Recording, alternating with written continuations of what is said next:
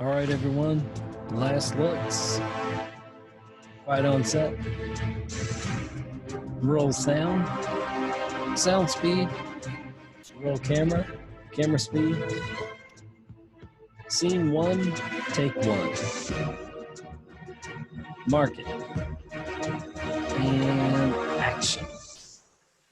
Hi, I'm Ed, the host of Savannah on Film, and we explore the economic and cultural impact and values of the film industry in Savannah through conversations with people who work in the industry and related fields. You can find us here on WRUU-LP, Savannah, Georgia, 107.5 FM, WRUU.org. We are Savannah Soundings, community radio with global soul.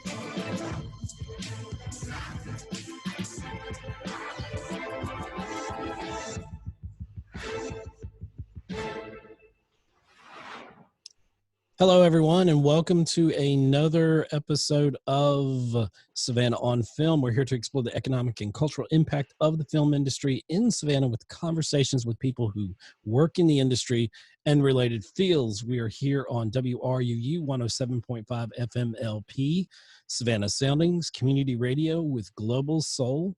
Remember that WRUU is on Twitter at WRUU1075. That's WRUU 1075. I'm your host, Ed Ciucevich here. And we had, if you have not seen it, we had a very fantastic show last week. And my guest today is Andre Johnson. I brought him back again this week, and we're going to focus a little bit more on Andre today. This is all about Andre. So, on Andre L. Johnson. So welcome to Savannah on Film. Welcome back. Thank you for having me. Appreciate it. Like you said, our last conversation was phenomenal. I haven't had a chance to actually have a discussion like that at all. So again, thank you, Ed, for having me on Kareem and Patrick onto your show, letting us speak and tell our stories, talk a lot about ourselves and what we do in the film industry and what's happening in the world. Like I said, I appreciate individuals like you, other artists, who allow other artists to come on your platform and to talk. Well, honestly, the pleasure is all mine, and I totally see it as a learning experience. The purpose of last week was to listen and to learn, and between William Patrick Tennyson, aka Dubsky, his rap name, and Kareem McMichael. Congratulations on MLK Jr. Boulevard. I botched the name of that last time, the last one, but a brilliant film that he got some accolades in local media and a lot of the circuits with his film and all that. So between you three gentlemen, fantastic. I mean, probably my best received show that we've done, and I'm not going to try to pat myself on the back here because it was you guys. My show is about my guest and just the truth and honesty that you gentlemen all equally brought to the panel last week was phenomenal. And just a little plug in case you're looking for that video, which went like an hour and 50 minutes. So we added about 50 minutes of extra content. And I made sure my computer had enough space this week just in case, because I literally ran out of disk space, which if you were in the YouTube chat when we did the premiere last Saturday at 8 p.m., after it premiered on from 7 to 8 on WRUU 107.5 FM. If you watched it, you know, in the chat, I was saying, okay, the video is going to cut off soon. And I was thinking we did about 10 extra minutes, but I was so engrossed in the conversation. You know, it was so deep of a conversation that I did not realize it could have been 2.5 hours. You know, had I had more disk space. Right. And you know, the conversation doesn't end. And unfortunately, this week we've seen some more violence against Black men. And his name escapes me, the gentleman that was shot at the Wendy's and killed and by a police officer. And I know there are two sides to every story, so we're not going to really go into depth about that situation, but we still see people protesting, and we still see that we've still got a long way to go. And hopefully, like the conversation we were able to have last week here on the show, maybe we can have more of those conversations throughout our cities, our country, and, you know, everywhere, and find that common ground and find out how we can all support Black men and women who are being targeted. Sometimes they're, you know, and being profiled, and understand their plight, and all move forward together as one people. So we don't have to say that, you know, I'm a Black man, I'm a white man, I'm a Black girl, you know, whatever, I'm, you know, Latino or whatever. We can just, you know, we can be one people, and we're the melting pot. We can coexist here, and we have to make this work. You know, it needs to work. This is America. And I think we ought to make it all work together, because that's what we're here to do. We're here to take care of each other, not to tear each other down. So, so anyway, in case you don't know, this is, I think, the second time, or actually third time, I guess, counting last week, that you've been on the show. Right. I may have missed another time. I don't know, but I think it's your third time. But I always like to follow up after I have guests on anyway. And I promised you a shot here, you know, and so I'm glad to have you, because you've done a lot since we last talked. And just a quick little few notes about Andre L. Johnson. He's a photographer, a social activist, motivational speaker, actor, filmmaker, screenwriter. Okay, I'm very interested about that too. And cosplayer with the Unusual Rangers 5. And so we're going to touch on all those subjects. I'm sorry. Usual Rangers. Usual Rangers. What did I say? Unusual? Unusual. Have I been saying unusual forever? I can't remember if you said it last time or not. I can't remember. Wow. But yes, you know, it's Usual Rangers 5. Yeah. Well, would it be so bad if it was unusual? No, it'd be cool still. Honestly, cool. You said it before, okay. Usual Rangers. 5. No, I forgot the rest of it. 5. Yeah. Wow. It's okay. My caffeine has not kicked in today. So, anyway, so yeah, so you are a cosplayer with Usual Rangers 5, and I just think Andre's a really awesome dude. He's just a really great guy, and of course I welcome them back. There are some things, and this is just a highlight of what we're going to talk about. We're going to talk about your fan-made film, based on M'Baku from Black Panther. It's called M'Baku from the Mountains.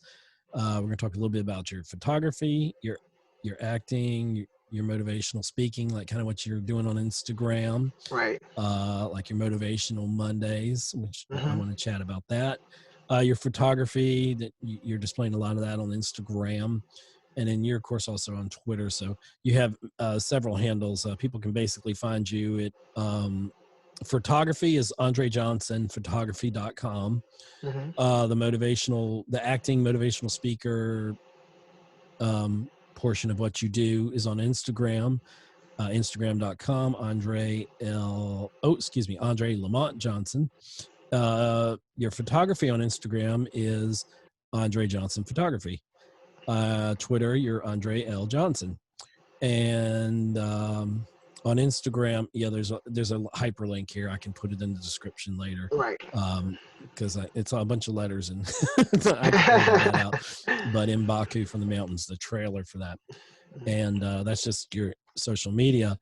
I want to start first on because one of the things you added since you were here the last time, and I know the George Floyd situation has really probably brought that more to the forefront of not just your consciousness, but the entire country. But so being a social activist, and let's talk. I want you to kind of describe it, if you will, before you call the police. Right. That's the name of it. So tell us the Yes. story, if you will. With that video, I wanted to do something. I wanted to do something to open up a dialogue between all of us. Unfortunately, not everyone knows. Unfortunately, I say it this way, knows a black person. I know a lot of people who don't have a lot of black friends, or the black friends they did make Hmm. were into college. Like, their foundation had no black neighbors, no black friends in school, not until they got a whole lot older. So I wanted to do a video kind of opening up about that. I was inspired by an actor and activist named Tyler Merritt. Tyler Merritt did a video called it was called Get to Know Me. And he was pretty much saying, before you call the police on me or judge me. I want you to Hmm. get to know me as a person. I want you to know that. And he said, I was raised in the South. I went to church every day. I'm a Sunday school teacher. All these things about him. And he wanted you to say, hey, before you call the police, how about you ask me what my name is? How about you ask me who I am as a person? Right. And I did a video similar to it, just talking about who I was as a person, the things that I like, I love, I hated. Just so you know that, guess what? I'm not some criminal. If you see me out and about, and I may be in a place that you're not used to seeing a black male, don't be alarmed. How about you ask how my day is going? How about you ask what my name is? Maybe we could de-escalate the conversation by Right. having a dialogue, instead of our only dialogue being a screaming match, or you telling me I can't be in a certain spot because you believe that I don't belong there. So that's what the video really was really just kind of opening up a dialogue about who I was, and Hmm. it actually went all over the place. I had people from Saudi Arabia, Texas, Australia, Wow. California reach out to me and say, "Hey, Andre, it's so nice to meet you. My name is," and we would talk, have nice conversations, and I support you. I see you, and it really made me feel really, really good, especially with all people losing their lives, officers being charged, not being charged for crimes. People are angry and upset. I kind of wanted to take it from another viewpoint and kind of spread more love and understanding. Really open up dialogue. You can't understand something truly until you have an open discussion about it. So that's what that video was all about. And of course, you can find it on my Instagram page, like you stated. Yeah. And that is how has what I want to, yeah, because this is very powerful, because I've watched a few of the videos, and I think I might have seen the Tyler Merritt one. That's probably the first one I saw, and then I saw that you were doing it, and I was like, oh, okay. And I really enjoy, I like the honesty of it. It reminds me of the conversations that we've had here, and that you're doing that dialogue, but you're saying, hey, I'm just a person like you. I like Skittles, I like macaroni and cheese. I'm this or that. And I think you touched on this, the fact that when someone finds, I think when someone finds another person relatable, they find a commonality between them. Even if it's just one commonality, they're more akin to understanding that person, or wanting to understand that person, to be more compassionate to that person, and maybe whatever they're going through. And sometimes we have knee-jerk reactions. Social media gives us that knee-jerk reaction. We see the headline, we repost it. I'm guilty of it myself sometimes, and I'm pass judgment on this without reading the rest of it. And so um it's kind I know that this is similar to that. It's saying, hey, I'm just a person like you. I have wants, hopes, and dreams. I have family, I have friends, I have people that love me, and people who I love. And I just want to be treated as a person. I just want human rights, and I personally don't think that's too much to ask. I mean, it's No, something we all should have. and I think and I think what makes us human, like you were saying, is empathy, empathy and sympathy. It's the Right. main ways we empathize with people and show compassion. I don't want to do anything to you that I don't want done to myself. That's the same thing. Like I don't think I would ever call the police on anyone. If I saw family in the park having a good time, or someone bird watching, or someone in the store with a weapon or whatever, I don't want to be like, this. Let me call the police. You know what I mean? How about Yeah. you? In most situations, the first thing most people never did is, "Hello, sir. How are you? I'm good. How are you? Fantastic. What are you doing right now? Well, I'm watching this bird, or I'm buying some food." In every case, it was always no communication, no introductions, no nothing. It was automatically straight to fear. Right. Police were called, and unfortunately, in some cases, people lost their lives through mishandlings and mistreatment. And I believe even with the police, like the gentleman who got killed in Atlanta, um, or anyone. I think the first instance of how they deal with black people, there needs to be a dialogue. Look at Tamir Rice. Tamir Rice was a young 12-year-old boy who had an airsoft gun playing in a park. Yeah. A cop would have pulled up in his car, not even got out. Just stayed on the walk. He said, "Hey, how are you? I was told you have a gun. You think you could possibly drop it? I appreciate it." It's like, let's have a conversation. So the Right. first thing he did is he pulled up, and within literal seconds, he shot the kid. He shot him. And I think if there's a That dialogue, it would help. Yeah, I think the community policing is also a good step forward where the police that actually patrol. I mean, I don't know how feasible this is or if this is actually a thing, but I had the thought, and I'm sure it's other people have had this thought too, but it seems like maybe the police that police a certain area ought to live in that area, and maybe a lot of them do. I don't know, Right. but then and when you're on your beat, I know a lot of them do walk the streets. There are good instances of when police are doing the right thing. But yeah, I know there's de-escalation training that police go through, um, but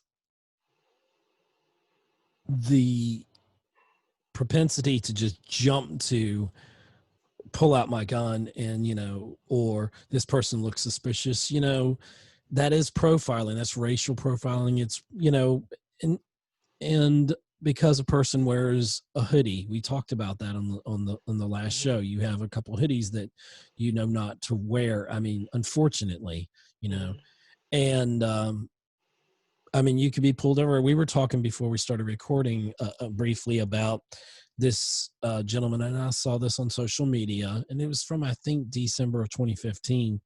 This gentleman was a professor, and I forgot what university, and he had parked his car in the parking lot, like walked across the street or down the street to a store to get something to eat or something like that. And these cops pulled up and said he fit the description of such and such person. He was 6 foot and Right. he was 150 pounds. And this guy, obviously, he might have been 6 foot, but he wasn't. He was a lot more than 150 pounds, and he had this specialized like knit cap that somebody had made for him that was it had different colors in it, so it's very unique.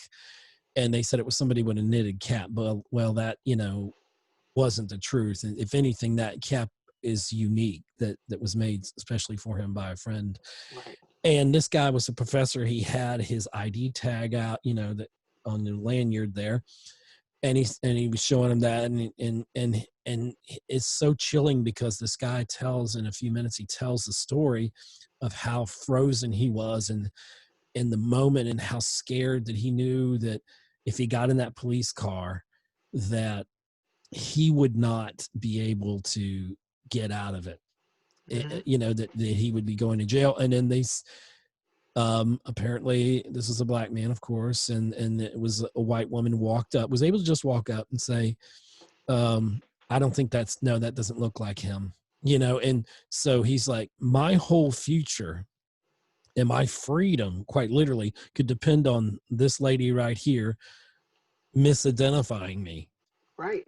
as the man, just because I seem to fit the profile. And later, after about 40 minutes of this or so, roughly, they let the gentleman go and apologize and said, "I'm sorry, we've wasted your time." And this guy, and when he went to his car, he said he sat in his car for, I forgot how long, and he just bawled. He just cried his eyes out, and he said he was so in fear. And during this whole ordeal, there was this black lady he saw in the distance, and she had a red dress on, and so Mhm. she was standing there. And he said, "I fixated my eyes on her, other than doing whatever the police told me to do." And and his words were like, "Please, sister, don't go nowhere. Please stand there." And he was saying something to that effect, in his mind to her. And she stood there and watched. And later on, after this was all said and done, and they realized they had the wrong guy and let him go, he talked to the lady, and she found out they were Facebook friends. She knew him from the college he was teaching at. In fact, he was on his way to teach later on a class which he couldn't miss. It was a very important class. And he thanked the lady for being there. And she says, "Well, I know how things can go down sometimes." And she said, "I wanted to be a witness to it." And he said, "You saved my life without realizing it, but just being there, me focusing on you, knew that there was hope that someone would see my plight." He said, "Because I was hoping one of my students would just happen to walk by, Right, or one of my colleagues or something, and say, 'Hey, what's up? right, What's going on?'" And so he went and taught his class later on, and he told the students, he'd never told them at the time, I guess, at least during that class, he went and did his duty and taught the mm, class. But he said, I'm kind of off my game today, so please bear with me. And then, of course, he told a colleague about it and broke down again when he was talking about it. But that's I came across that on social media yesterday, and it broke my heart. And this has got to stop.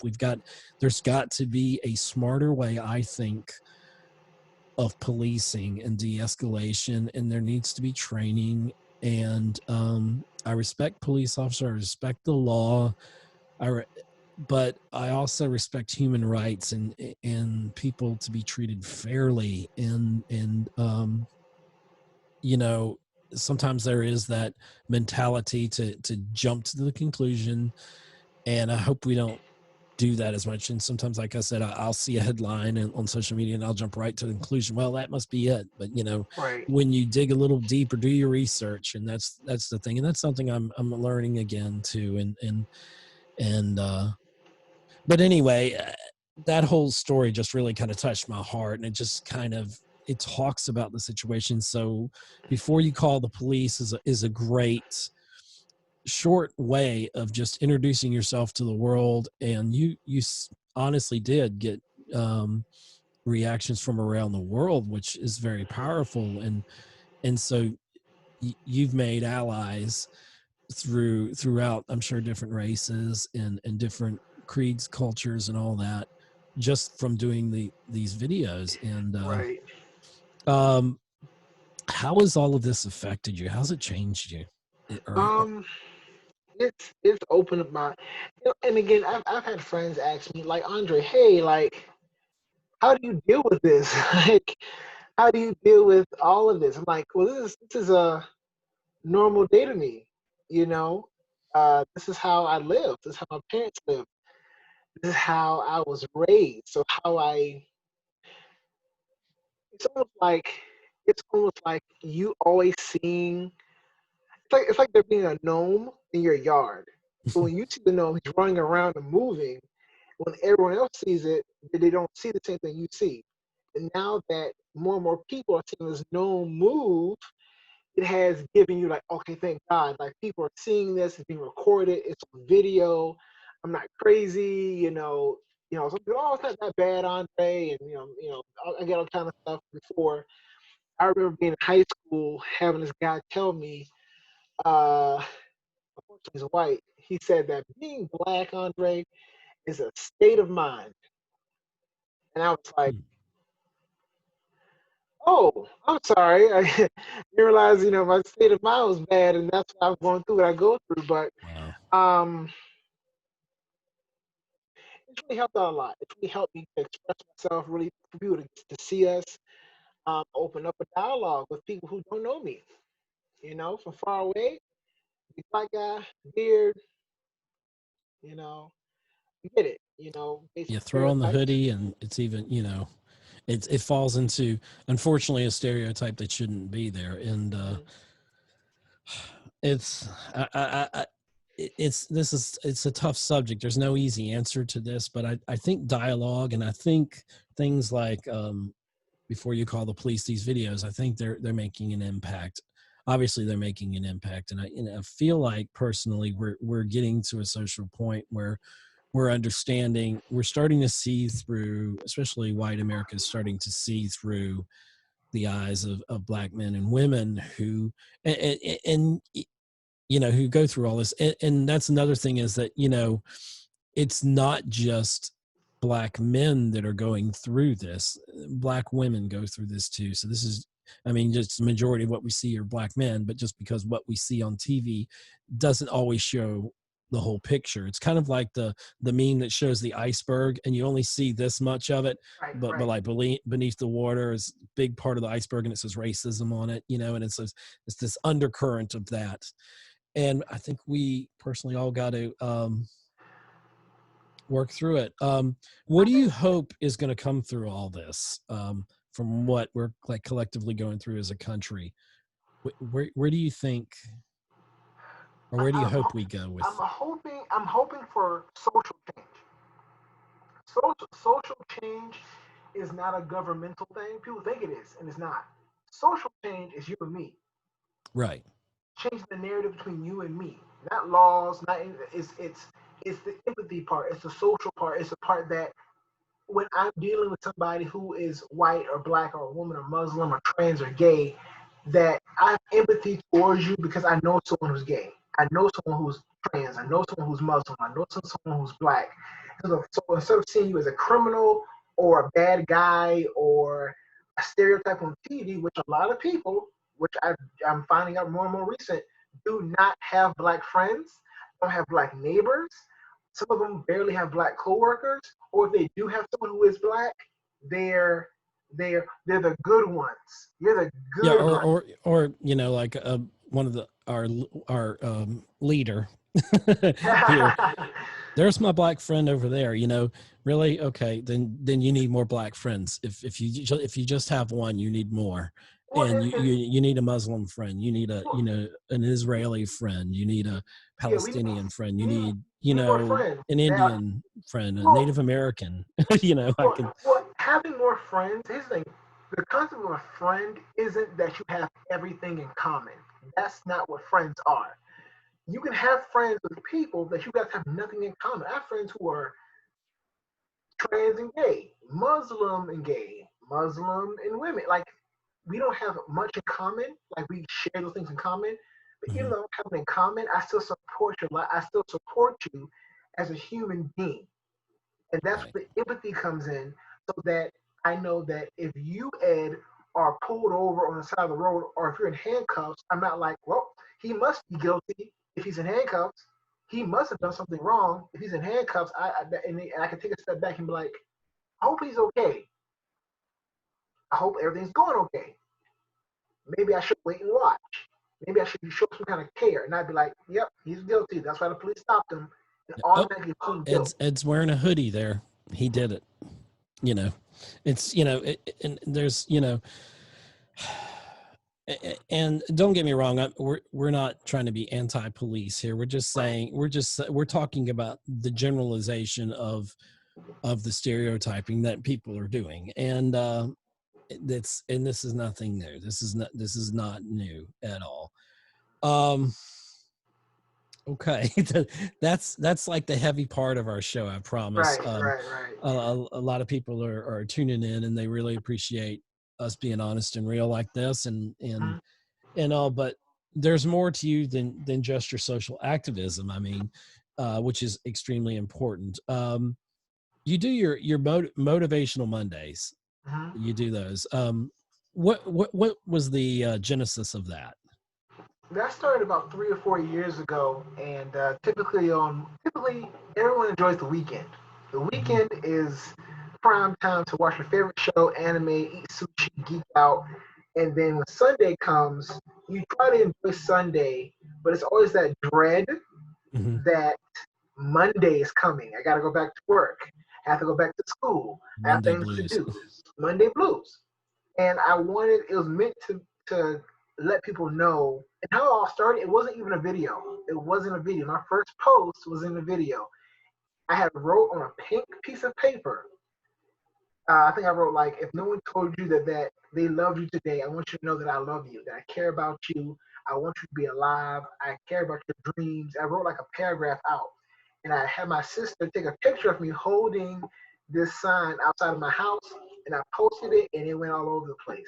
And from there, it was meant to just encourage people that on Monday is just a day. Monday can Right. be just like Friday. There's been times where I've had better Mondays than I had Fridays.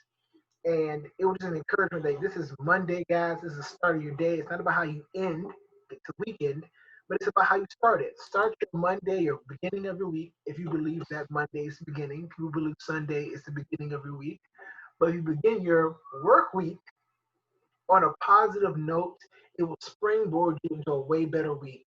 And it was just really telling, I just really go on sometimes and I just say, hey guys, I love you, just checking on you. Or I talk about a current event, or I share something very inspirational that I found. And I've been doing it pretty consistently for the past 3 or 4 years. So I've been Mhm. really enjoying that. Everyone's been watching it. The reception I've been getting has been amazing. And like I tell people all the time, I don't care if I have 4 people watching. I usually go live on Facebook. I don't care if Right. I have 4 people watching or 40 people. If it's meant to help somebody, that's my goal, and that's it.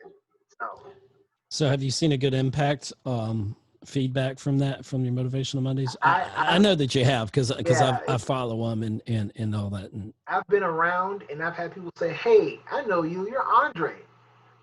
They'll even say, "We're not even Facebook friends, but my friend shares your motivational Monday every Monday, and I watch it."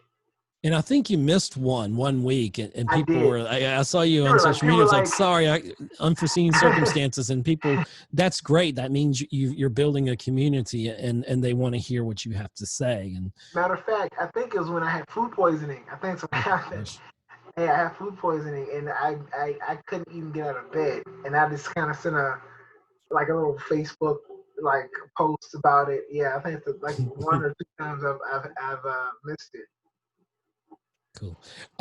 Well, we need to take a break here, so don't nobody go anywhere. We'll be right back here on Savannah on Film. Now you have a chance to support both Savannah Independent Artists and WRUU during this shelter-in-place order to stop the spread of COVID-19. Creatives in Need is a group of independent artists hosted by the Roots Up Gallery, which is collaborating with WRUU during this shelter-in-place to offer an online art gallery at www.rootsupgallery.com. For every work of art sold at this online gallery, the artists receive 80% from the sales and 20% goes to WRUU and its programs like Art on the Air. Interested listeners can go to www.rootsupgallery.com to start shopping today. This is a message from the Georgia State Department of Public Health. Social distancing means minimizing contact with people. It also means that if you are near someone in public, try to stay at least 6 feet away. The less contact people have with one another means the less opportunity for the virus to spread. Slowing the spread of the virus means that we can keep our healthcare system from becoming overwhelmed. More information can be found at dph.georgia.gov. WRUU brings you the most diverse and passionate local radio programming on the air in Savannah. This all-volunteer and nonprofit community radio station accepts no money from any form of government. Our diversity and independence is made possible only through the generous financial support of listeners like you. We rely on your annual and ongoing monthly contributions to cover the many costs associated with bringing you our broadcast and web programming. If you are a contributor, thank you. If you're not yet a contributor, please show your appreciation of the role WRUU plays in your life by becoming a contributor in any amount. You can donate quickly and easily by credit card or check. Just find the donate and subscribe links at wruu.org. Thanks for listening to and supporting WRUU. This is WRUU-LP, Savannah, Georgia, 107.5 FM, WRUU.org. We are Savannah Soundings, community radio with global soul. And we're back here on Savannah on Film. I'm your host, Ed Ciucevich. We're here on Savannah's #1 station, radio station voted by you, and also #1 talk radio in Savannah. WRU 107.5 FM LP, Savannah Soundings, community radio with global soul. And once again, we're talking with Andre L. Johnson, a fantastic guy. And we were talking about so many different things, and in the interest of time, we need to keep moving on here. So you're working on 2 scripts. Can you talk about them? Is it too? It may be too soon, but it's a little too soon, just because unfortunately, once you put an idea out there, people pick it up. I can say this, that I'll go back to my fan film I created. That film, which is in Baku from the Mountains. People who don't know, if you go on my Instagram, also my Facebook, probably you will find a lot of pictures. I cosplayed as M'Baku. M'Baku is the leader of the Jabari. If you have seen Black Panther, you notice that he is one of the leaders in Wakanda who leads the Jabari, and of course they come to help T'Challa in various battles and whatnot. And from that film, I got inspired to write my own Black Panther fan film. Now, it's not just any fan film; it is technically a prequel to Black Panther. oh And, wow, yeah, it's actually, yeah. So you actually can watch my film. It pretty much tells the story of how and why M'Baku came to Challenge Day. Because as you can see in the film, he had to lose. He had to lose at Warrior Falls. right? With that, because his life was spared by T'Challa. When T'Challa was found in the river and brought to him, he was like, "Well, he said, a life for a life." He said, "My debt is paid." And then, of course, it's like, "Okay, but I still need your help." In the very end, he comes back to the fight against Killmonger and his forces to help shift the odds. So, of course, my film is a prequel telling why he came to Challenge Day and how he got there. So you can literally watch my film and then watch Black Panther right after, and it makes perfect sense. Exactly. So is this watching M'Baku then Black Panther, or is this watching the Yeah, pre watch my fan film first. You can watch my fan film, which is not out yet. So a lot of which people is have not been out asking, yet? not out yet. I've been shopping around this film in the Okay. industry, getting a lot of great feedback, and unfortunately, because of COVID, a lot of things have been kind of halted. I was supposed to be going out to LA, talk to producers, and go out to a few studios to talk about a few different things. But of course, with COVID, it got put on the back burner for next year. And they told me to wait before I put it out, so that they can look at it, look around, and kind of shop around before I put it out there and everyone had access to it. So with that film, that was the first film I ever wrote, first film I ever casted in. I didn't go to film school. I just somebody who enjoys film and who's a little geek, and it was a passion project that I put a lot of time into. I was very, very, very blessed to have people work on at local makeup artists, local actors, local dancers, Savannah Tech students in their film program, GFA, Georgia Film GFA. Academy. Big shout out to John Grace, who Awesome. is over that. He huge help. I have to say this: John Grace and his students are some of the best PAs, crewmen, gaffers I have ever worked with. They came on set and they showed out completely. John Grace had been fantastic the whole beginning process of it. As soon as he heard about it, he was like, yes, yes, yes, yes, yes, yes, yes, whatever you need. And that film would not have gotten done or as good as it was without having John Grace and his students. On top of that, of course, I had a great production team. Had JML Productions. They are the ones who also helped with that production. I had Shantez Harrington, was the DP and the editor. Uh, Desiree Thompson. She was Thomas. She was amazing. She was the director. Had a lot of great people. I had my AD, Marini. Fantastic group of people. Couldn't have asked for a better crew. And literally, I just really appreciated everyone. It's in the vision, because not everyone sees your vision. Not everyone supports you, and especially with somebody. Because I had people who, when I was first trying to get funds together, Right. they didn't believe in me. They said, "Hey, how many films have you done?" Well, I says, "I've done 0. This is my first." They're like, "No, I don't want to invest. I don't want to help you." Yeah, You know, and I mean, you can kind of see why, listen, but I the was people that do take that leap of faith, right, and it's good.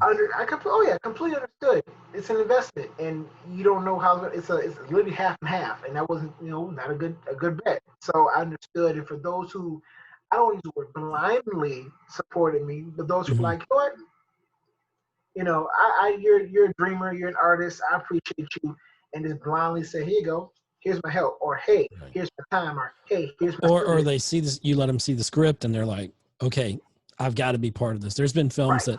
that, that didn't pay or didn't pay well, Mm-hmm. but I like the script, and I'm like, I want to be part of this, Right. and sometimes It's you do that because it's a, you really yeah. believe in it, Yeah, and it's a and part of history. No one's. I don't. You've seen like a few fan films. Mhm. There's a lot of Star Wars fan films that are done really well, like really Yes. well. Like they look really good. And this is like one of the first Black Panther fan films on this level. That's not just a made up story. It actually follows the storyline of the Marvel universe. I So was amazed. I mean, well, I don't know if I should say amazed, but I mean this as a compliment. But it being your first film, I was amazed how professional, even just the trailer looked. I mean, it was very high quality. It is very high quality, and so, I want to send you know, you. I want to send you the film. I'll send it to you, and you can okay, watch it. Yeah, I want you to and I'll get watch to it. watch And it. Yeah, so next, I would love to see that. yeah. I- and then the prequel coming out, you're turning into George Lucas, aren't you? You're gonna have a whole prequel trilogy, and then No, I don't know, no. there's a lot of ways you could go with it, and There's a lot coming out, especially right now with Black Panther 2 being confirmed. I might do something with that, depending on there's rumors of a certain singer who's just starting out that possibly might play Storm. with. Okay, What's her so name? I can't think of her name. It's like one name, and she's had a few hits, I think. Beyonce. I never heard of her, right? I thought you meant share. That's what I thought you Yeah. meant. Well, I to be honest with you, I mean, you were a little mixed on that. I mean, Well, there were a few articles that and it's came still out. rumor, It's or still I think, rumor, but it was just a rumor. What I've looked up, and I actually had to go back and change a Facebook post because I put up there that it was confirmed. It wasn't confirmed. It was rumored that she would be working with the Black Panther team, and that she had was signing, I think she said 3 to 4 contracts to work with Marvel on other projects. And okay. again, that could be music, it could be acting. I I now doubt that she will be playing Storm. I doubt it. I doubt it. Yeah, I don't personally see it. I mean, I see, because she's a powerful presence, and Storm definitely is a powerful presence, Right. and knowing a little bit of the comics and how Storm and Black Panther end up together, they are so powerful, Right. and not just power wise, but just their characters, and I mean, Beyonce can certainly exude that. I just don't know personally that I've seen enough of her acting ability. I mean, she was in Goldmember. That was probably the thing I remember her the most from. I know she was in Lion King, or digitally or whatever, Right. and added a song to the film. Um, but I don't know if her star status it's going to pull people to see the film, which there'll be no problem getting to fill the seats when Black Panther 2 premieres, She's um, she's, she's which too is going big to of be a a name. couple years now. But Yeah. will her star outshine Chadwick Boseman? Will it, She's too big of a name unfortunately, Beyonce has gotten to a point, and this is my opinion, this is in the gospel. Mhm. Beyonce can overshadow the most famous actor. She's done it in various roles. It's Beyonce. You know, you can say her name, and I feel like I owe her money. Like, and again, I even in, probably owe her money too. yeah, in Lion King, you know, I didn't see the film, but the main thing I kept seeing all the time was Beyonce was too big. She was too big of a name to be on that, to And be a part of that cast. if I'm frank with you, well, I'm going to be Ed instead of Frank, but um, that was my least favorite part of the film was the Beyonce song. It just, I don't know. It felt like it took me out of the movie, and I don't know why. You I can't stop. wasn't as much of a fan of Beyonce in that. I mean, but that's not saying that she can't act. That's not saying that she wouldn't be a magnificent storm, because she could certainly have that presence. But her presence, I kind of agree with you that might be too much. But I don't know if there's so much thing as too much star power, Listen, when in you're a film.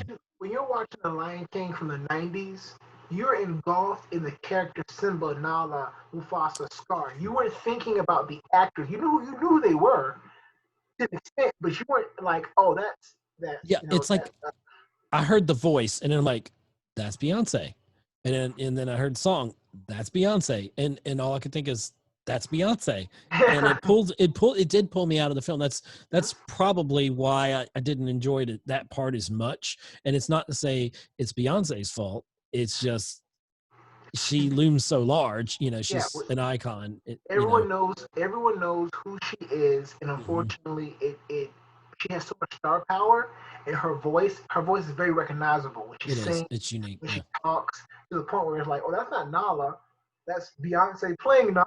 And Exactly. that's what Exactly. she thinks. So unfortunately, I don't. I It's kind of like Kevin Costner. Every time I see him, he's a great actor, but I'm like, that's Kevin Costner playing such and such. That's because he kind of plays his roles the same way. He's playing right, Jonathan Kent now. This is him in Field of Dreams. This is right, and there's other actors I can point to that right. do that, and I'm not knocking their acting style. It's just they're so identifiable. It's like it's hard to separate them. It's hard to, when they dissolve into the role. When you get someone like Joaquin Phoenix that played Joker, he Hmm. totally dissolves in that role. Robert De Niro can dissolve into a role. There's Al Pacino. I mean, there's so many. I could go on and on. There's so many actors, up and coming actors, and so wow. So you got a couple scripts you're working on, so that's good. And Yeah, um, what I can say is one is superhero based, and the other one is more supernatural based. okay, So I think right there's a now, market for that. yeah, there's plenty for it, and I think one of the films actually it fits more into what's going on now, but on like a superhero kind of level. It's pretty. I wish I could talk about it a little Don't give more. away too much. No, I no, don't no. want that No, plot to get out I'm there. keeping it very broad, but I will either plan to produce this at some point myself.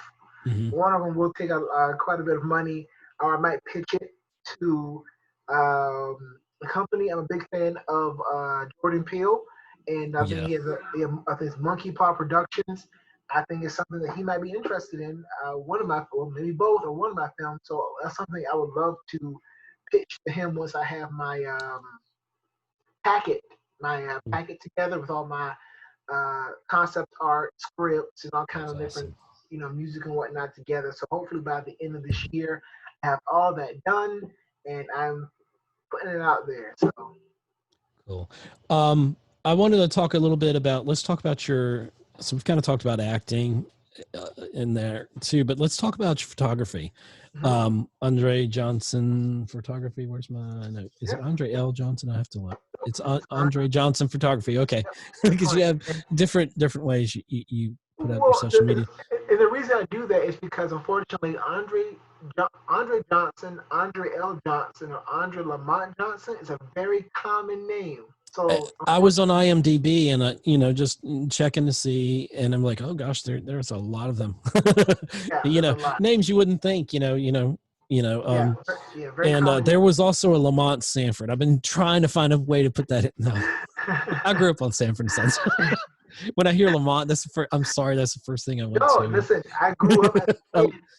no one had my name. No kid I knew had the name Lamont or the middle name Lamont. So I would watch Sanford and Son. I would hear Lamont. I'm like, Right. oh, someone Yes. has my name There's on another TV. Lamont out there. It's not just me. That's yeah, I love that show. I grew up on a lot of those shows. I grew up on What's Happening Now, Different Yeah, Strokes, The Jeffersons. Gosh, all those great shows. Seems like there were a lot of good shows at least when I grew up in yeah. the 70s and 80s, and there's a lot of a lot of stuff I like.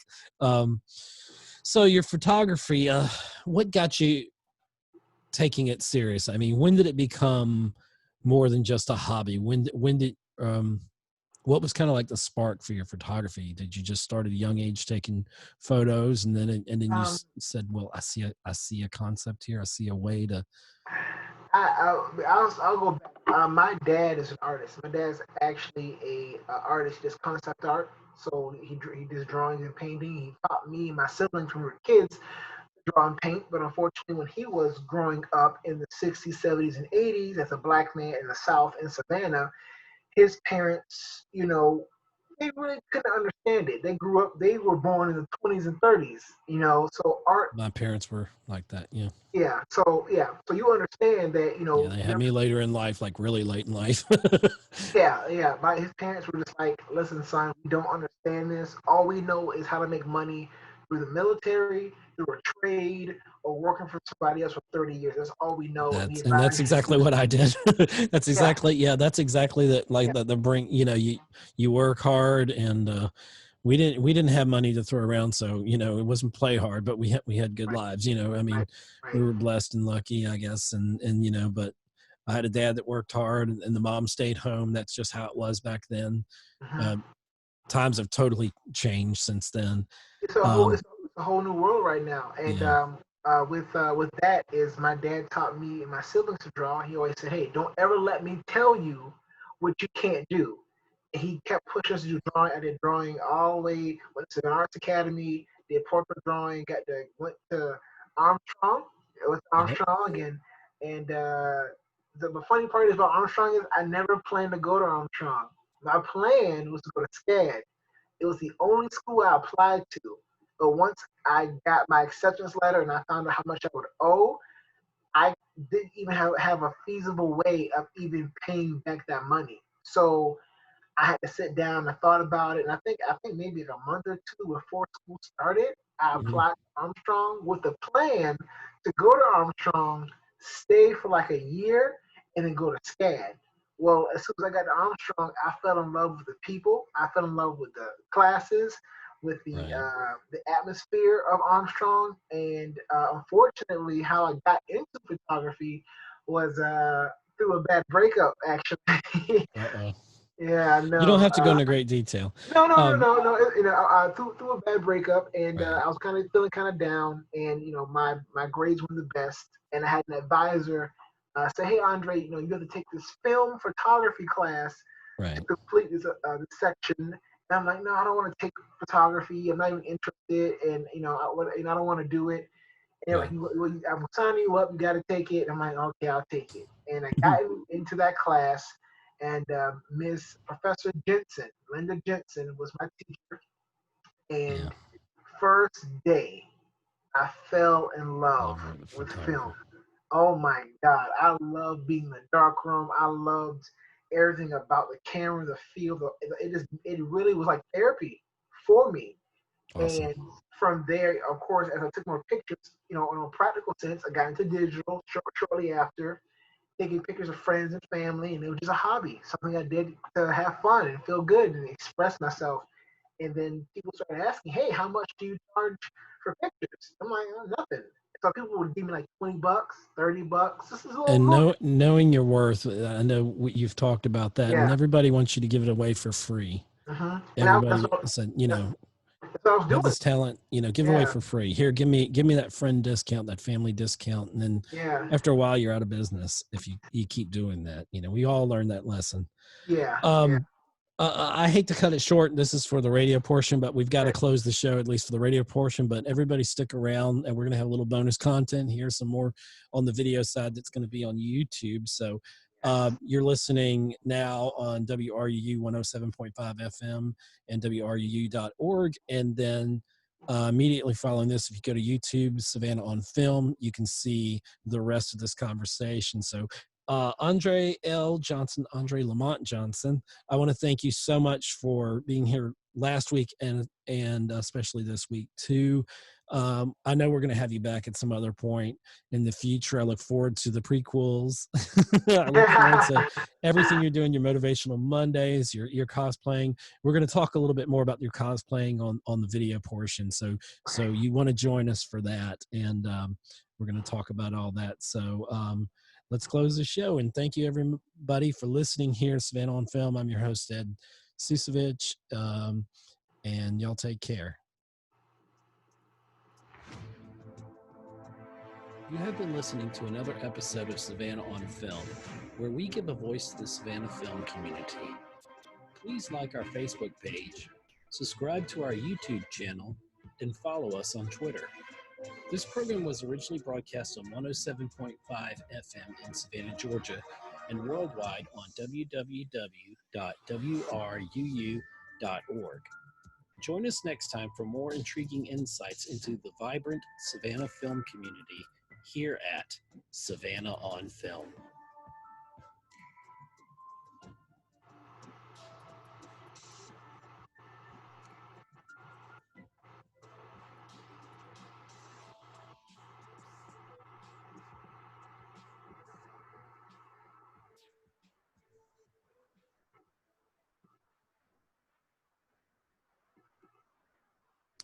Okay, and that's a cut for the radio, and we're continuing on here on YouTube, Savannah on Film, and I'm your host, Ed Ciucevich of Savannah on Film, and we're back with Andre L. Johnson. That's Andre Lamont Johnson, the one and only.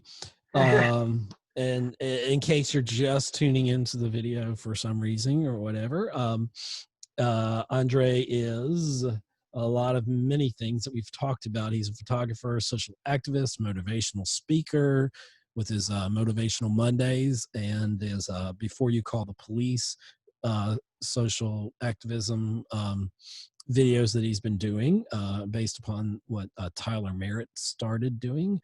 And Andre's an actor, director, screenwriter. He's got a couple films that he's going to be shopping around, and we talked about a prequel to M'Baku from the Mountains, which is based upon the timeline of Black Panther. And he is also a photographer. I don't know if I said that. Yeah, I did. And we're going to talk about cosplaying, and some people may not know what cosplaying is, and some people will say, what are these adults running around in these superhero looking costumes doing? I mean, what's, isn't it time to grow up? No, it's not. No, we're already grown up already. Exactly. Explain cosplaying to someone that knows nothing about it. Most people, they've seen it used as a joke to describe some very weird people who go to conventions. I started cosplaying 4 years ago. For people who know what cosplay is, all cosplay is stands for costume play. It's pretty much when you dress as your favorite character from a movie, TV show, cartoon, book, or original character, and you typically will act as that character during, imagine Halloween, but all day long for like 4 days. Like that's pretty much what it is. And you meet so many people around the world, and a lot of people who cosplay are doctors, dentists, senators, artists, actors, some of everybody, and gives them a chance to really go out and some are they just make props. They are prop makers, and they're showing off their props or their costumes that they made, and it's really, really fun for those who see it as being weird or kind of geeky. I don't think as much, and for me, the whole, I do a podcast, Geek Homeworld, and obviously you can look around and see I'm a Star Wars freak, so fan or whatever, and Star Trek, everything. I just love pretty much all sci-fi and everything like that. And I like a lot of different things. And cosplaying is just the next level. I haven't gotten to the level you're at. You know, I don't know that I could convincingly dress up. You know, sometimes at Halloween, I'll, I'm dress up as something or whatever. For my wedding, I had a like a black cape like Darth Vader, and my wife had I didn't know this, but she had the guy that does the balloons come out with a Darth Vader, and we had like the balloon lightsabers and had a mini battle there, and and I walked into an honor guard of lightsabers at our reception also, and oh yeah, and our rehearsal dinner, I showed up at the church, and my friends were talking about how, because our theme was princesses, because she does a royal blog, and it was princesses and superheroes, and so I'm just never big in dressing up in costume, and this was 5 years ago, coming up this summer, next month actually. Wow, 5 years, awesome. But it was 5 years ago, and so I went to the local costume place. I told nobody, we're not dressing up. I'm not going to do that. It's just, I don't feel like I can pull it off properly, And so I show up at the church for the rehearsal dinner. My sister-in-law's up there. I mean, for the rehearsal at church, and everybody's in the church going through what the ceremony is going to be like. And my sister-in-law is up there, and she just starts laughing. And then my wife turns around, and here I come walking in Captain America with the shield and everything. Oh, nice. Yeah, I know. And this a funny story, and I don't know, I don't mean to hog up the time here, but please, some extra content. But we were staying downtown just like for the weekend and all that before we went off on the honeymoon later on. And I was in my full Captain America with the shield and everything. And so I was walking, this little kid, and these guys in a Jeep, like 4 guys jumped out of this Jeep, and they're like, "Hey, Captain America, can we get a picture with you?" And so we took a picture, and and I was like, "Okay." And then this little kid comes up with his dad, and he said, "Look, Dad, Captain America." And so, I knelt down there and said hey to the kid and all that, and we took a picture of him and his dad. And I said to the kid, and the kid says to me, he says, I said, "This is just my day job." And he says, "Well, what do you do at night?" And then in the Christian Bale Batman voice, I said, "I'm Batman." And the kid's eyes just like, what? So I hope I did not ruin this kid. If there's some kid going around thinking that Captain America and Batman are the same person, that's my fault. Sorry about that. But, but anyway, yeah, I went into the church, and my wife was like, she had a kind of disgusted look on her face, and everybody was just laughing because I showed up, and I knew no one was expecting me to do the costume thing. And I did that, and we had a great rehearsal dinner with everybody, and so and we had kids in the ceremony and everything, and it was just really cool. The whole thing was just wonderful. And yeah, so I did a little bit. That's my bit of cosplaying, but you do it on a more professional level. In fact, the usual Rangers, I said it right. And I literally in my notes here have unusual. I don't know why I have that, but I don't think I've ever said it wrong until here. But the usual Rangers 5, your cosplaying group, everybody probably knows, but for those who don't, tell us, you guys make your own uniforms, and tell us the Black Panther story, if you would. Well, I met these guys about 4 years ago on a whim, and I always wanted to cosplay, but typically Savannah isn't a big cosplay city, and we got together, and our first actual cosplay we did was actually the 1995 Power Rangers movie suits. That's actually a cosplay we did first. Wow. And that went viral first, in little small pockets. And of course, 2 years goes by, we did little small cosplays here and there. I did Blue Marvel, we did Storm, Black Panther, Luke Cage, Blade. Yeah. So funny is when 2018 came, and we were actually that year supposed to take a break to work and do a few other things. But when the Black Panther got announced, we're like, nope, we gotta do Black Panther. We have to cosplay it, and of course, all the costumes are made by hand. Everything's made by hand. We That make everything is from scratch. amazing. And when that got announced, we were like, okay, we're gonna go to Atlanta and team up with this company to go to two premieres. So they had a premiere on, I think, Thursday and no, a Friday and a Saturday. So the first premiere we went to, first night, went cosplay at a movie theater. It was packed. As soon as people would walk out of the theater, we were right in front of the big cardboard sign of Black Panthers. People Oh, came wow. out, we were surrounded by people.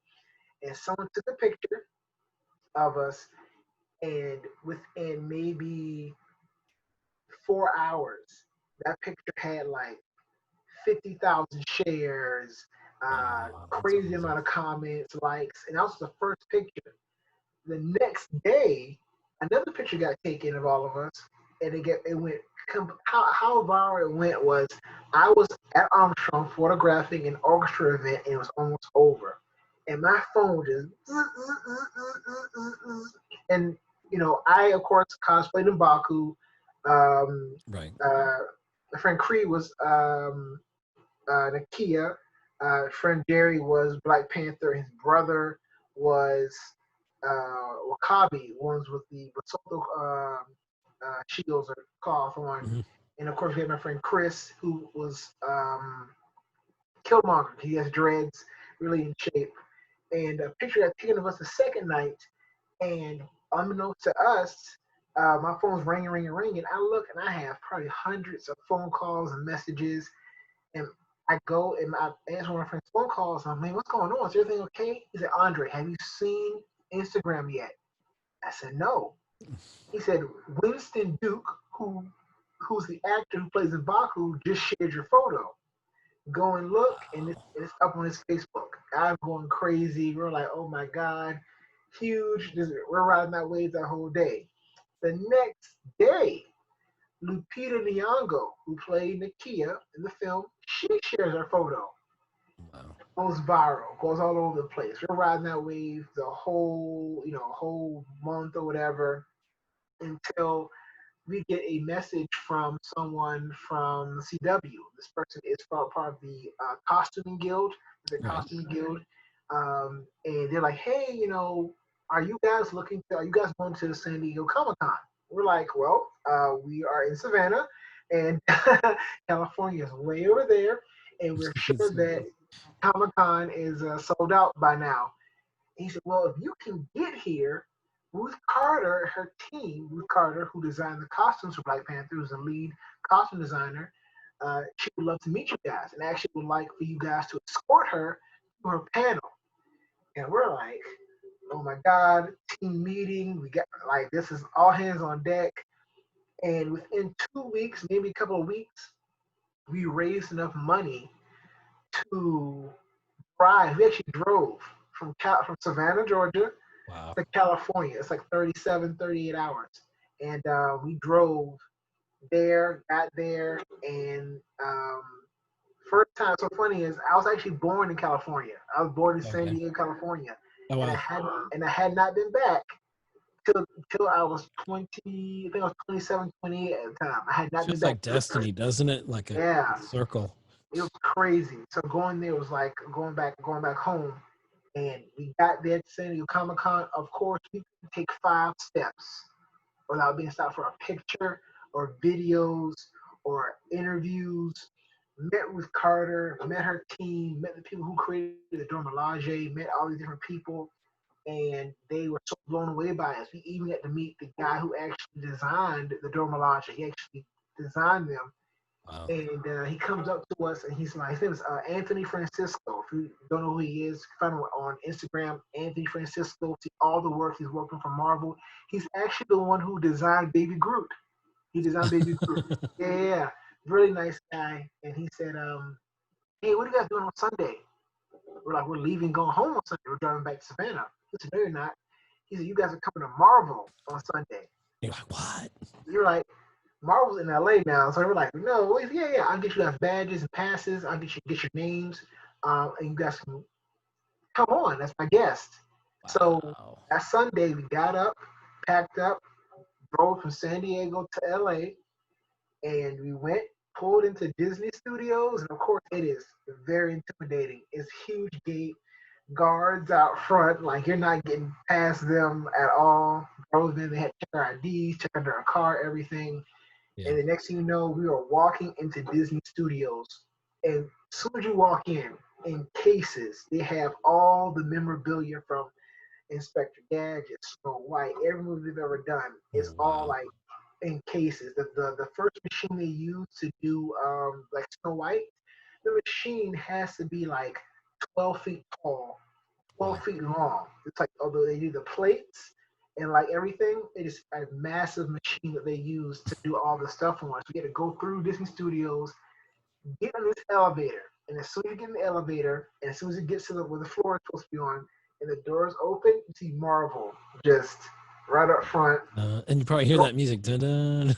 It's like you go in the lobby, all the Iron Man suits are in the lobby. Oh my gosh. Yeah. And of course, it's a big glass thick door. You can't even get in. It's like thumbprints. Like it look like it's like a retina display. Like Yeah. you can't get. And All the we couldn't even. biometrics. Yeah. Yeah. Oh yeah. We couldn't even take our phones in there. We couldn't even take our Of phones. course. Yeah. I was going to ask that. I was like, yeah, I'm pretty So, sure. Yeah.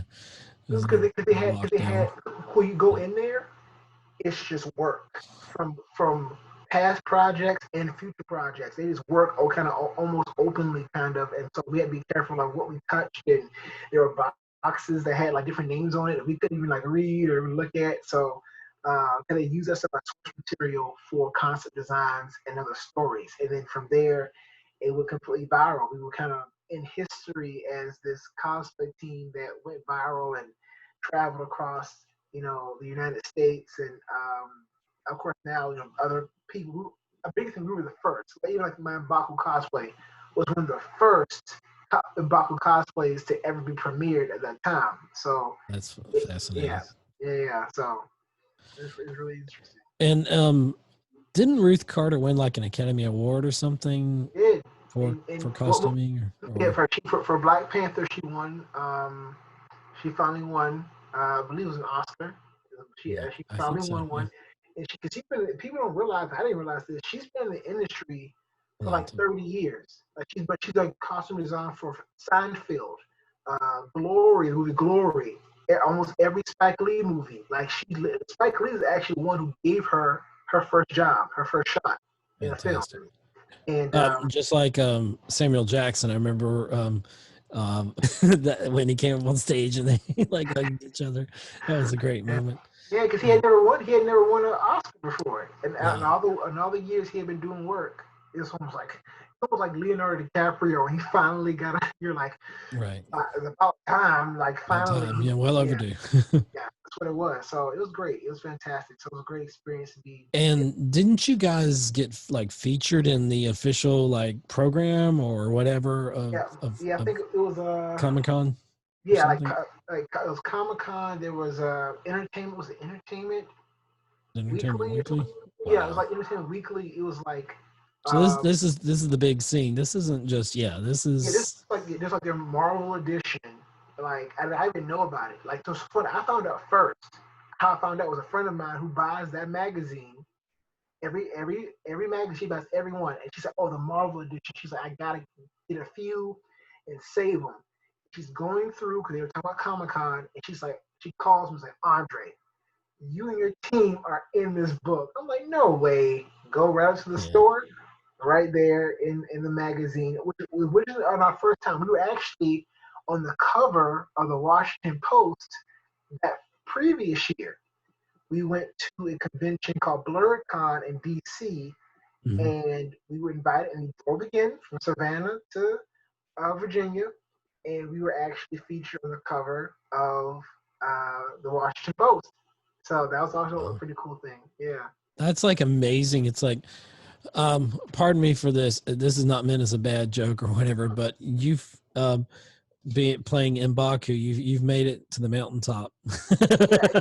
If you think about it, No, that's not a bad joke. M'Baku from the mountains. I mean, to get to play this character that you love, and the fact that amazes me. Well, a lot of it amazes me, but always the fact that you guys made your own costumes. That's incredible. So there's got to be a lot. So you must be good at sewing. I'll be very honest. I honestly, when I first got on the team, I wasn't good at making anything. I was good at looking good. He was good. Yeah, No, I'm there's nothing serious. wrong with that. I'm good at No, looking good. no, You look the part. I looked the part. cosplay can be very expensive. Costumes, especially a Oh, yeah. good costume, can be very, very People take it expensive. serious. I mean, like it's like Star Trek fans and Star Wars fans. It probably started with those two groups of fans, and Right. then they were bitter rivals, and now you could be both. There was a time growing up you were one camp or the other. Are you Star Trek or Star Wars? And Yeah. I was always like, I like everything, so I'm Yeah. all of them. And then Right. now, I mean, it's more commonplace. The cosplaying, it's more acceptable. The geek culture is in the last decade or last 20 years really has been more acceptable, and it's getting more and more sophisticated. The levels that some people are getting to now with the, like you guys, and the intricacies of your costumes, people on the internet will rip you apart if you don't have the right color shield, or the spear Yeah. is the wrong color, or it's not the right type of spear or something like that. Yeah. Accuracy is with accuracy. Unfortunately, in the cosplay community, there's been a battle about is cosplay's foundation about accuracy. And you have some people who've been going to conventions since the 90s or earlier who are like, yes, like cosplay is about the accuracy of a character, whether it be in speech, tone, or appearance. Now, you have some people come in and say that, if I want to come in and have a different colored cape, or if I want to come in as Black Panther, but I'm making his costume orange, I should be able to do that, and it shouldn't be a problem. And again, I've had one guy, he came to me and he complained. He said, I don't get as much pictures or videos and stuff as many other people do because I do a different costume. I say you have to understand that people come here to see Black Panther pop off the screen. That's what they want to see. They want to see Black Panther exactly how he was in a movie, or a character how he was in a comic Right. book. And they want to see that come to life. Next to having what Chadwick Boseman actually, in the costume right there, it's Right. like the closest they'll ever get to that, and Right. so they want that experience. Right. So if you don't look exactly like the person, typically they're not going to be like, or they might. Some people do, but typically the person who looks the most like the character is going to get most of the attention, because cosplay is about bringing to life. Imagine a kid who looks nothing like Harry Potter versus Harry Potter. Who's going to get more attention? The kid who looks like Harry Potter, or the kid who doesn't? The kid who looks like Harry Potter is typically going to get most of the pictures or attention. I do appreciate the variations where people use Right. some artistic license to, take it in a different direction, as long as Right. either I like it if it's just a little different, or if it's completely different, if that makes sense. Right. If they take it to like another level, I hadn't even considered that, and I can't think of an example of this, but like Storm as a character, you can do different variations. Thankfully, there's Right. 75 plus years of Marvel comics, Right. so there's a lot of different iterations. Wolverine, his costume, I like the yellow costume from the X-Men in the 90s. To me, that'll always be the ultimate X-Men, for me. And but other people like the brown costume that came before of Wolverine, and that's their Wolverine. It's kind of like, who's your Star Trek captain? Or is it Kirk? Is it Picard? I'm a Picard because it's kind of what I grew up in. And Patrick Stewart's like everything. He's Professor X. He's Picard. He's awesome. a Shakespearean actor. He's everything. But I can appreciate the Kirks out there. And they're different.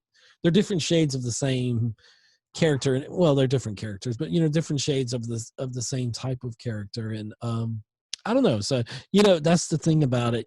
People can be they're very passionate about it. People that are cosplayers, they take it to another level that I don't think I've ever reached that level. I came close to that at my wedding, but that was about as far as I felt comfortable with it. I just didn't think I could do it convincingly, and I certainly, like you did, make my costume. I rented it.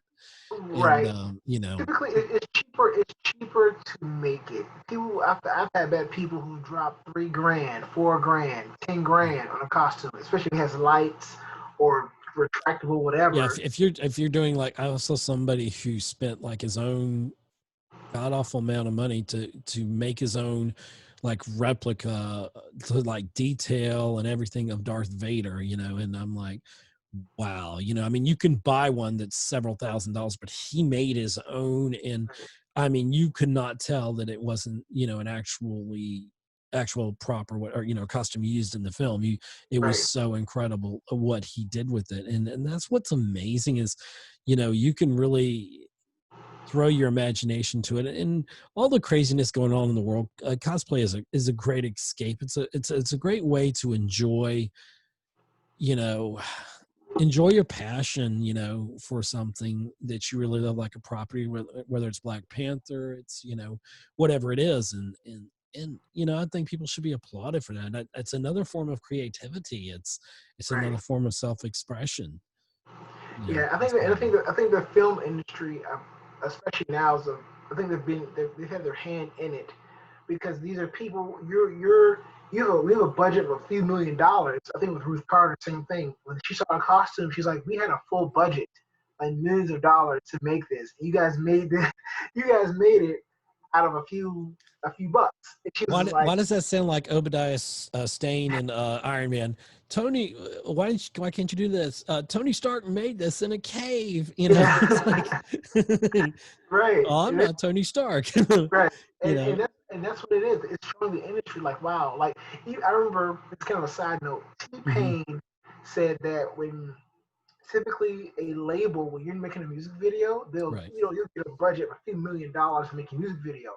He said over time, as people start to make their own music video with a budget of like $300, most labels are like, no, we're not shelling out. We're not giving you $3 million to make a music video. This kid Right. made one barely with $300. It's the same level of production as ours. So they that really changed the whole. Well, you can see that, like Blumhouse, what they're doing with horror films. I mean, they're making like I think Invisible Man, which is, I thought, a great film, reworked from the disaster that it could have been in the Dark Universe, which I was Right. hoping that Universal would have been able to bring to light with The Mummy and all that. That didn't do so well, and that all fell apart. But they reworked the script, and then they, on, like, I don't know, maybe $20 million or whatever, they made that, like Joker was made on an extremely low budget, but it did $1 billion at the box office alone. And the Blumhouse is really good about cutting the cost of it, and like, especially with horror movies, it's easier kind of to put those films out and get a return on your investment almost immediately, like opening weekend under normal circumstances. Right.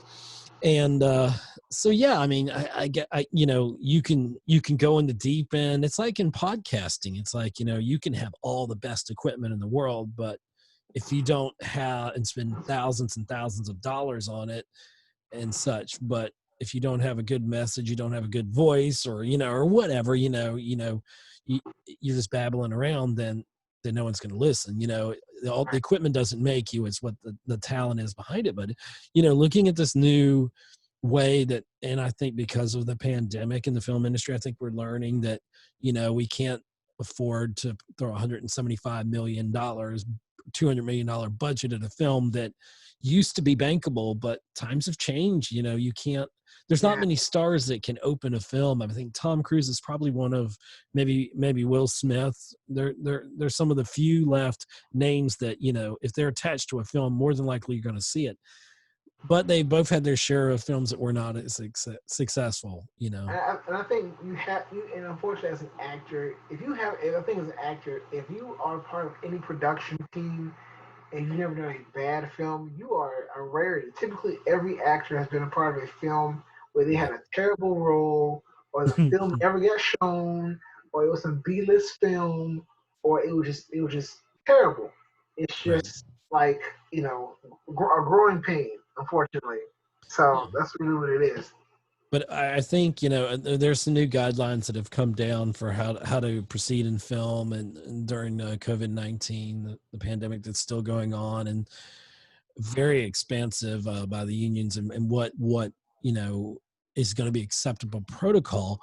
My concern is these low budget or sometimes no budget films that I'm starting to see the notices for those cropping up, and they, and the ones that I've seen so far, thankfully, have said, we're going to have these procedures in place and such and such. And one film they're going to quarantine the people for a couple weeks and, you know, basically put them up in hotels and, you know, and this and that and pay them and everything supposedly. And that's an approach.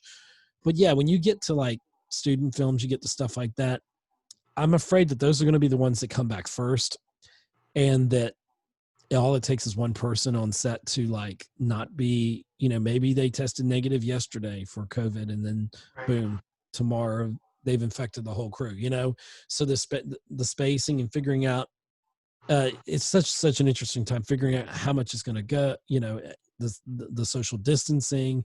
Actors, obviously they don't have to have, like if they're on scene, you know, they can't have a mask on unless of course the script calls for that, you know. And if you have scenes where actors are being intimate, you know, actors and actresses or whatever,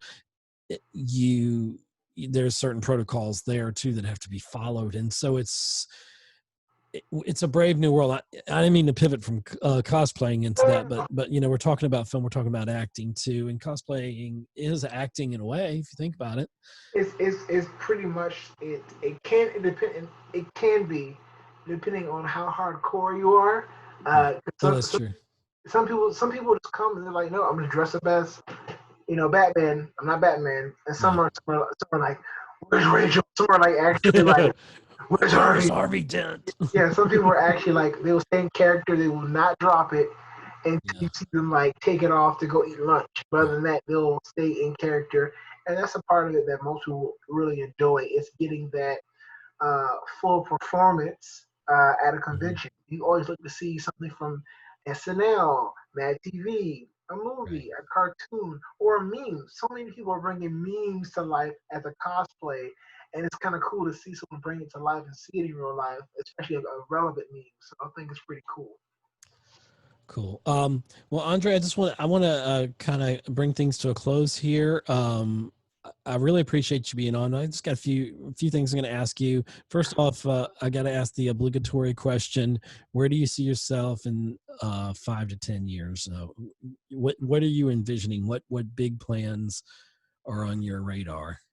I plan to be doing acting full time within the next 5 years. Hopefully, in the next 5 years, I've landed a lead or co-star role, either on a TV show or a movie. I don't plan to do photography for a living. That's what I do right now, and acting is something that I do on the side.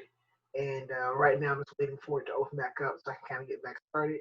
You know, within the guidelines. But in the next 5, 10 years, 5 years, the next 5 years, I've been in one or two films or TV shows with a lead role. In the next 10 years, I do plan to do a lot more producing and directing and really start putting out my own content and really opening up avenues for other artists who want to create their own films. You've had some various things, not just your social activism videos, but you've also had like, I don't know, one was like Cooking with Andre or something like that.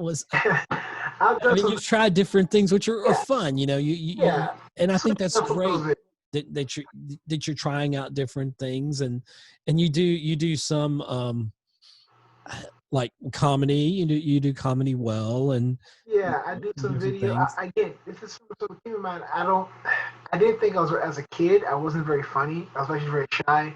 So it's kind of funny to be in this predicament to be doing comedy videos because I did not see myself being very funny. I was very introverted and quiet.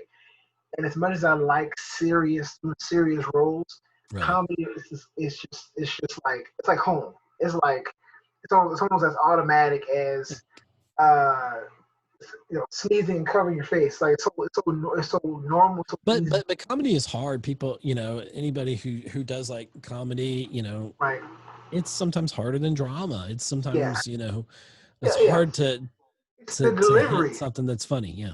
For a lot of people, the delivery. I've talked to a few comedians, and they say you can have a joke that's funny to you, but if you can't deliver that joke in the proper sequence to a stranger and get them to laugh as well, it can be hard. It can be very, very hard, and sometimes the whole plot will go over their head. Sometimes it's funny to you, but not funny to somebody else. It happens. Right. So, you know. Cool. So, Everybody, if you hadn't yet, just I'm going to go over your links again, where people can find you on Sandre L. Johnson, but on your social media, if you want to see the trailer for M'Baku from the Mountains, it's on Instagram, and I'll put the link in the video. Like I said, for photography, it's andrejohnsonphotography.com. Acting and motivational speaking on Instagram, it is Andre Lamont Johnson. Photography on Instagram is Andre Johnson Photography. And on Twitter, you're Andre L. Johnson. I think there's an underscore in front of that. So, Yes. because there's so many Andre L. Johnsons, right? There's a We time. found out. Like I couldn't type it in without doing the underscore. Cool. Well, is there anything else you want to cover before we go? Anything you want to say to those listening I want everyone to be safe during this time period. Very uncertain time period for us all because it's all brand new for us all. I want everyone to just be empathetic and, if anything, sympathetic to those who have young ones, who have older parents, who have parents who are sick, or people with pre-existing conditions. To care for your fellow man, even though you may not have anything in common with them. And I know this isn't about art. Kind of want to have a more human aspect. Get to know your neighbor. You don't have to be their friend. You guys don't have to come over and eat cookies together. Get to know them. So guess what? You can open up your world to who lives around you, because this world isn't just yours. Your community isn't just yours. It's everyone's. And the best thing to do is to open up a dialogue with other people, and you'll Mhm. never know what you guys like. And some people I've met, I never thought we both like watching the same dramas. I like the same Mhm. food. Me and you, Ed, like, you know what I mean? I would Yeah. never know this about you, that you were a geek like me, until guess what? We opened up a Right. dialogue and started to talk. And if we can do that simply, how easy is it to do with a stranger? Of course, social distancing, do it the best way you can. Get to know somebody. You don't have to be their friend, but that can de-escalate a whole situation really, really quickly. So, Right. guys, be safe, be kind, be courteous, be loving. And if you can't find a better solution to do anything, and it just happens to turn into an argument, guess what? Just walk away. It's the best thing you can really just do in a situation. Agree to disagree. It's just, Yeah. we've I, all heard. I I like to say love the differences in people, Mm-hmm. because that means you're invested enough in the person who may think totally different of you, but you can learn something from each other. And we have to get back to a point where we can respectfully disagree with people. If well, handshakes are probably gone because of COVID, but a fist bump, well, that's probably gone too. But from six Right. feet away, we can disagree or Yeah. wherever, and we can, thumbs up or Waving's okay. whatever, Yeah, waving is good. wave and say, take care, I wish you well, and we disagree, but we can still be friends. We can still have these conversations. And we need to have these open, honest conversations, not just about race, not just about what's going on in the world, but just, I think, everything in all of our lives. We just need to be honest with each other. And we only get one planet because we haven't colonized anywhere else yet, like No. Mars or the moon or whatever. But even then, we still got to take care of this little planet we're all here on, the Right. here and now. Let's focus on that. Let's make it a better world for everyone in Right. Right. generations. Yeah. Yeah. Anyway, so we gotta close the video here. I want to thank everybody who listened on the radio, who watched this live, who watched it recorded. You're watching this on YouTube, on Savannah on Film. I thank you. Hopefully you'll join in the chat, or hopefully you already have by the time this comes out. And just want to wish you all the best. So we'll be watching your success, Andre L. Johnson, and I look forward to seeing you in some more films and to see what you creatively do and what you bring to the table to entertain and all the different facets of different ways that you do. And thank you for being you and being so honest and just an awesome dude. So. Now, and like I said, thank you so much for having me on and for giving artists like me, because you'd be surprised I don't get this opportunity all the time. So thank you for allowing me to be on here to give me a spotlight, especially during this time period, to talk about myself and what I do.